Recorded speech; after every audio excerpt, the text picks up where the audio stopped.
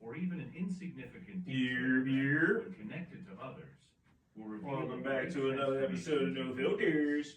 God speaks in ways that often go unnoticed. But if you Sir. pay attention, you will realize that He is already preparing everything for your victory. And now, more than ever, your faith needs to remain unshakable. This is a crucial moment, the instant when many give up without knowing they are just one step away from a breakthrough. One step away. So how we feeling tonight on this lovely, lovely Thursdays? Let's just get into it because the storage was messing around earlier. Welcome everybody that is newcomers to my show called No Filter. This is one of the realest shows that you'll ever find on your algorithm because we have no filter, no governor's pin here. There's no FCC. We don't worry about getting demonetized here. We can say whatever the feezy we want to. So let's just jump into it. A lot of people's going through, I guess, Mercury retrograde or some sort of depression. And I've been getting called more to step into my light instead of being a villain. Baby Chase.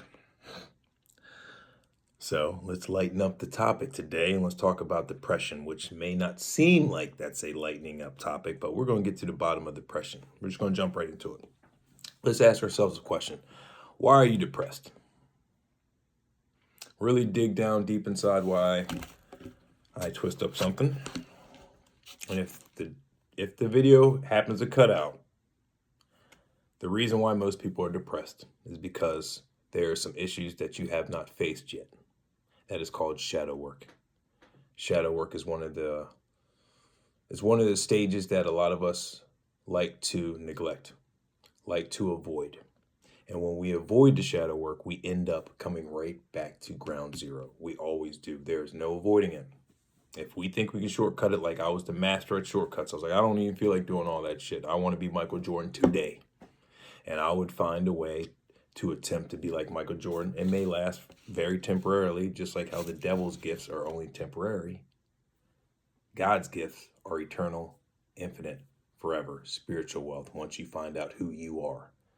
This is the age where the world is vibrating very high frequency. Hence, I need my isolation. I hate to say can't. My spirit is not allowing me to be around energies that have not accepted who they are. It's poisonous. It's like Russian roulette. Once you find out who you are, you must maintain a infinite relationship with the high and mighty. You can't intermingle with devils only unless God wants you to save souls. Hence, right now, God wants me to be a life coach. A life coach. Forgive me, lack of sleep, very twitchy.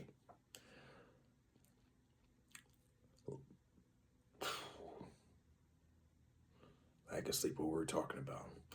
God has chosen me to be a voice piece and a mouthpiece as a life coach. To speak on both sides of the spectrum. The most uncomfortable subjects that a lot of us like to sweep under the rug, I'm your boy to speak about those. Those are called algorithm changers. If we address topics that are very uncomfortable, we will save millions just by that simple fact alone. So, depression stems from a lot of issues that we know we need to tackle, but we're avoiding them for some reason because we do not want to be a better versions of ourselves. That is the bottom line, hardcore truth, no filter answer. A lot of our depression is based off of issues that we do not want to face. So we hence we drink, we ignore it, we run away from it, and we end up somewhere down the line back to the starting point.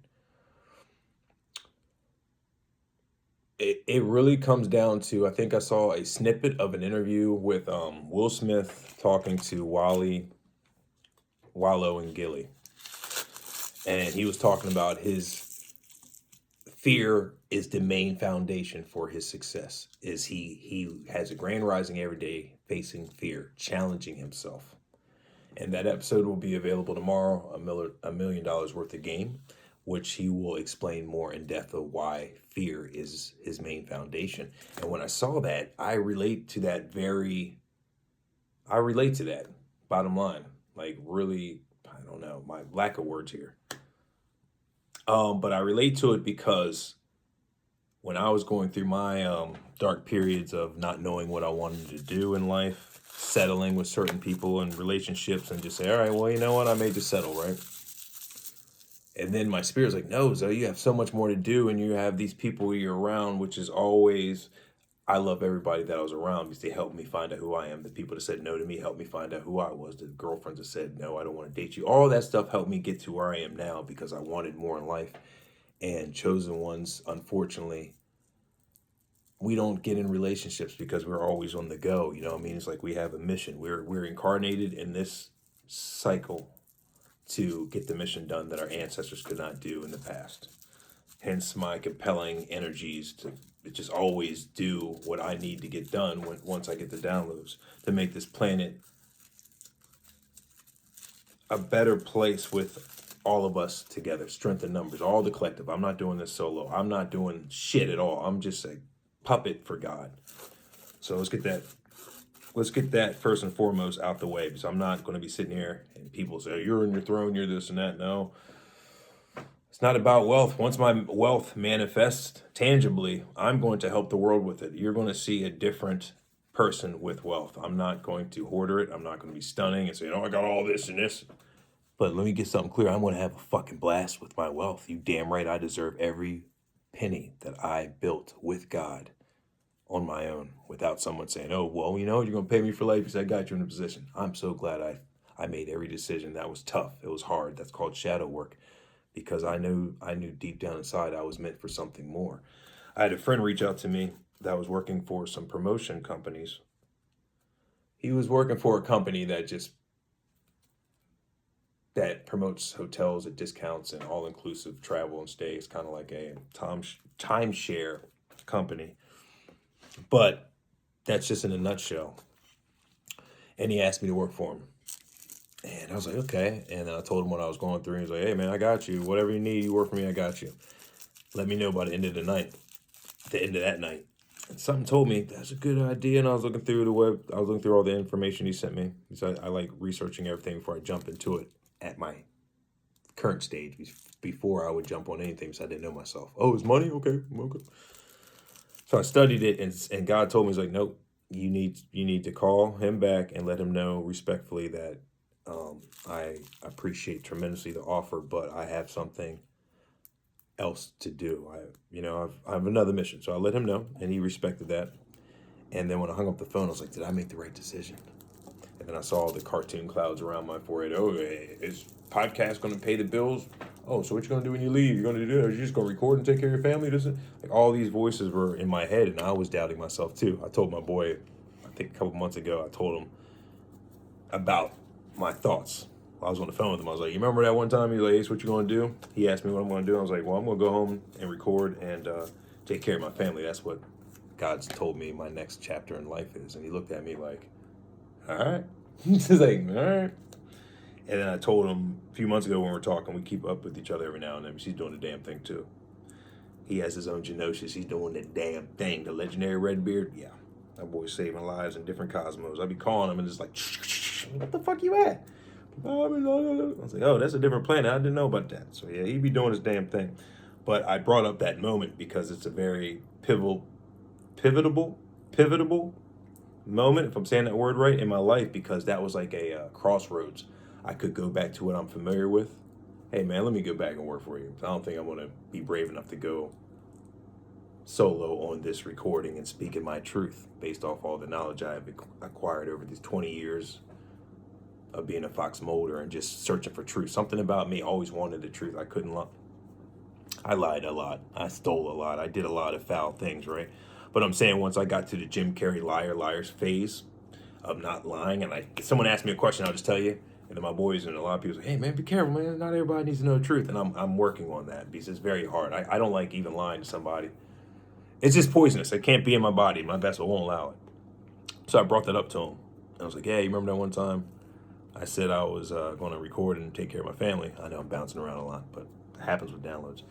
He's like, yeah. And I was like, yeah, I was about to call you back 2 days later. Like, yo, let me work for you. And then we just both started laughing, because if I did that, I wouldn't be here now in front of my collective and finding out who I truly am by digging deep within my own spirit and soul. And it takes a lot of bravery to do that inner work. And it all stems from, like, do you really want it? Like, how bad do you want a new life and a better life?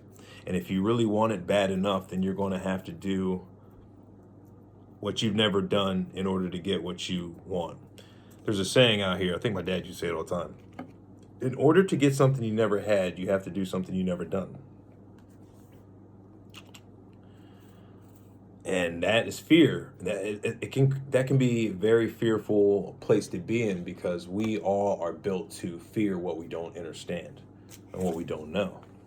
If you're not familiar with it, and someone says, just jump in the lion's den, you're going to be like very cautious and weary of that. Because you're like, I've never been in the lion's den. What do I need to be prepared for this? Like, that's how our brains are wired. So there's nothing wrong with those that thinking process. This doesn't mean you're weak or anything along those lines. When you get to that stage, those are the symptoms you go through, I guess. You go through the overanalyzing phase, because deep down in your spirit, you know you are getting rid of your old self, and your old identity wants to cling on as bad as it wants to live with you forever. It's a venom symbiote. It doesn't want to be disattached from its host. So it'll do everything, fight tooth and nail. Hence, I get on here, and when I'm doing my creative processes, that's my old self wants to claim onto an identity that we formed due to our trauma and our life journey of isolation and not having many friends, or having a lot of friends, but then all the friends you had want to pull your attention and energy only for them. So you could do whatever you want. But for me, it was very challenging to have large groups of friends, because all of my friends in that group wanted me to pay attention only to them and not to anybody else, or they got jealous. So there's a lot of that going on. So hence, I guess God was getting me ready for isolation, because there's a lot of people that just want to siphon your energy, because you're just a walking ball of energy. So we need to be very careful of protecting our own selves and our energy, and isolation is very important as well, because with isolation, it helps for you to discover who you are. If you're around large groups of people, it's very hard for you to ever listen to your inner voice or that connection from high above, because you have so much distraction. Cell phones, your friends, hey, did you see that game? Oh yeah, you want to take a shot? You want to do this? Hey, you want to go play this game? And you're, I think New Breed said it yesterday when he did a live stream earlier, that isolation is isolation's needed, because if not, you would overwork yourself to death. Imagine if you're just always on the go, and you don't have a moment for yourself, you would kill yourself. Hence today, I was twitching. I was taking care of some stuff, and I had to stay up in order to take care of that appointment, plus just doing vigilante stuff and God's mission. You always get downloads every time you want to wire down, calm down. Then you get another download. Oh, get on it. So I'm forcing myself to play video games or do something to get off that algorithm and get off social media, because when I get on social media, the Batman eyes and the Charlotte Webb's, it's okay, who's doing this? And we're just monitoring. We're watching everything. We're monitoring. I can't even speak right, my brain. Monitoring.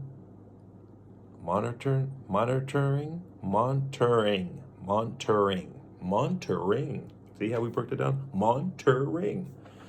When I happen to do a lot of monitoring when I go on social medias, and I got to pull myself away. I was like, okay.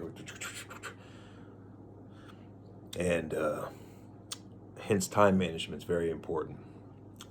But with depression, it all stems down to, what is your depression stemming off of? Did you lose a job?